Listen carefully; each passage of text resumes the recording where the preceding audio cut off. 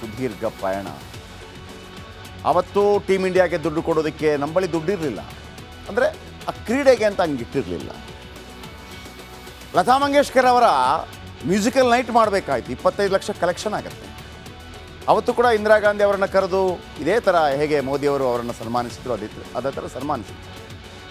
ಇವತ್ತು ವಿಶ್ವ ಗೆದ್ದ ಟೀಮ್ ಇಂಡಿಯಾಗೆ ಹಣದ ಸುರಿಮಳೆ. 40 ವರ್ಷಗಳಲ್ಲಿ ಬದಲಾವಣೆ ಎಷ್ಟಾಗಿದೆ ನೋಡಿ. T20 ವಿಶ್ವಕಪ್ ಗೆದ್ದ ಭಾರತ ತಂಡಕ್ಕೆ 20.4 ಕೋಟಿ ರೂಪಾಯಿ, 20 ಕೋಟಿ 4 ಲಕ್ಷ ಬಹುಮಾನವಾಗಿ ಬಂದ ಹಣ ಆಟಗಾರರಿಗೆ ಹಂಚಿಕೆಯಾಗುತ್ತೆ. ಬಹುಮಾನದ ಹಣ ಸಮಾನವಾಗಿ ಹಂಚಿದೆ BCCI. ಪ್ರತಿಯೊಬ್ಬ ಆಟಗಾರನಿಗೆ 1 ಕೋಟಿ 40 ಲಕ್ಷ ಹಣ ಸಿಕ್ಕತ್ತೆ. 2011ರಲ್ಲಿ ವಿಶ್ವಕಪ್ ಗೆದ್ದಾಗ BCCI ಗಿಫ್ಟ್ ನೀಡಿತ್ತು. ಏನು? ಒಬ್ಬೊಬ್ಬ ಆಟಗಾರನಿಗೆ 2 ಕೋಟಿ ನೀಡಿತ್ತು BCCI. BCCI ಜಗತ್ತಿನ ಅತ್ಯಂತ ಶ್ರೀಮಂತ ಕ್ರಿಕೆಟ್ ಬೋರ್ಡ್, ನಮ್ಮದು. ಈ ಬಾರಿಯೂ ಹಣದ ಸುರಿಮಳೆಗೈದಿತ್ತು BCCI ನಮ್ಮ ಅತ್ಯಂತ ಶ್ರೀಮಂತ ಸಂಸ್ಥೆ.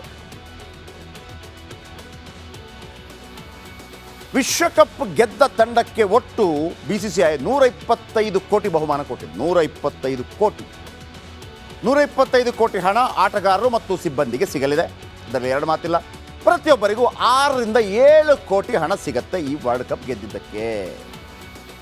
ಆಮೇಲೆ ಇಷ್ಟೇ ಅಲ್ಲ, ICC ಕೂಡ ಬೋನಸ್ ನೀಡಲಿದೆ. ಪ್ರತಿಪಕ್ಷ ಗೆದ್ದರೆ ಒಂದೊಂದು ತಂಡಕ್ಕೆ 26 ಲಕ್ಷ ಸಿಗತ್ತೆ. T20 ವಿಶ್ವಕಪ್ನಲ್ಲಿ ಬರೋಬ್ಬರಿ 8 ಪಂದ್ಯ ಗೆದ್ದ ಭಾರತ. ಅಂದರೆ ಭಾರತ ತಂಡಕ್ಕೆ 2 ಕೋಟಿಗೂ ಹೆಚ್ಚು ಹಣ ಸಿಗತ್ತೆ. ಅಷ್ಟೇ ಅಲ್ಲ ನೋಡಿ, ಕ್ರಿಕೆಟರ್ಸ್ ಮತ್ತು ಸಿನಿಮಾದವರಿದ್ದಾರಲ್ಲ, ಈ ಆಟದಿಂದ ಅವ್ರಿಗೇನು ದುಡ್ಡು ಬರೋದಿಲ್ಲ, ವಿಶೇಷವಾಗಿ ಜನಪ್ರಿಯತೆ ಬರುತ್ತೆ. ವಿರಾಟ್ ಕೊಹ್ಲಿಗೆ ಈಗ ಒಂದು 8 ಕೋಟಿ ಅಥವಾ ರೋಹಿತ್ ಶರ್ಮಾಗೆ 8 ಕೋಟಿ 10 ಕೋಟಿ ಅದೇನು ದೊಡ್ಡ ವಿಚಾರಣೆ ಅಲ್ಲ. ಒಂದೊಂದು ರಾಯಭಾರಿ ಆಗಬೇಕಂದ್ರೂ ಕೂಡ ಒಂದು ಪ್ರಾಡಕ್ಟ್ನ ಅವರಿಗೆ ವಾರ್ಷಿಕವಾಗಿ 10 ಕೋಟಿ ಇರುತ್ತೆ.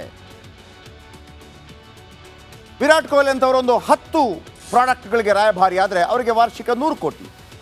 ನಿಜ ಹೇಳಬೇಕು ಅಂತಂದರೆ ಈ ಪ್ರಾಡಕ್ಟ್ಗಳಿಂದ ದುಡ್ಡು ಮಾಡಬಹುದು ಅಂತ ಕಲಿಸ್ಕೊಟ್ಟಿದ್ದೆ ಶಾರುಖ್ ಖಾನ್. ಮೊದಲೆಲ್ಲ ಟಿವಿಗಳಲ್ಲಿ ಬರ್ತಾ ಇರಲಿಲ್ಲ, ಅಡ್ವರ್ಟೈಸ್ಮೆಂಟ್ಗಳಲ್ಲಿ ಬರ್ತಾ ಇರಲಿಲ್ಲ. ರಾಜ್ ಕಪೂರ್ ಅವರ ತಮ್ಮ ಶಮ್ಮಿ ಕಪೂರ್ ಪಾನ್ ಪರಾಗ್ ಆ್ಯಡ್ ಬಂದಿದ್ದಕ್ಕೆ ರಾಜ್ ಕಪೂರ್ ಬೈದಿದ್ರಂತೆ ಶಮ್ಮಿ ಕಪೂರ್ಗೆ, ನೀನು ಇಷ್ಟೆಲ್ಲ ಅದ್ಭುತ ಸಿನಿಮಾಗಳನ್ನು ಮಾಡಿದ್ಯಾ, ನಿನ್ನ ಪಾನ್ ಪರಾಗ್ ಆ್ಯಡ್ ಮುಖಾಂತರ ನೆನಪಿಸ್ಕೋತಾರೆ ಅಂತೇಳಿ. ಬಟ್ ಶಾರುಖ್ ಖಾನ್ ಸಂಬಂಧದಲ್ಲಿ ಎಲ್ಲ ಬದಲಾಯಿತು. ಶಾರುಖ್ ಖಾನ್ ನಂತರವೇ ಸಚಿನ್ ತೆಂಡೂಲ್ಕರ್ ಬರೋದು ಆ್ಯಡ್ಗೆ, ಅಡ್ವರ್ಟೈಸ್ಮೆಂಟ್ಗೆ. ನೆನಪಿರಲಿ ನಿಮಗೆ. ಈಗಲೂ ಕೂಡ ಅಡ್ವರ್ಟೈಸ್ಮೆಂಟ್ ಮುಟ್ಟದ ಕೆಲವು ನಾಯಕರಿದ್ದಾರೆ. ರಜನಿಕಾಂತ್ ಇದ್ದಾರೆ, ಕಮಲ್ ಹಾಸನ್ ಇದ್ದಾರೆ, ಮುಟ್ಟಲ್ಲ ಅವರು. ಇರಲಿ, ವಿರಾಟ್ ಕೊಹ್ಲಿಯ ಒಂದು ಜಾಹೀರಾತಿಗೆ 5 ಕೋಟಿ ರೂಪಾಯಿ ಇದೆ. ವಿಶ್ವಕಪ್ ಗೆದ್ದಿದ್ದಕ್ಕೆ ಈಗ 7 ರಿಂದ 8 ಕೋಟಿ ಪಡೀತಾರೆ. ವಿರಾಟ್ ಕೊಹ್ಲಿಯ ಒಟ್ಟು ಸಂಪತ್ತು 1046 ಕೋಟಿ.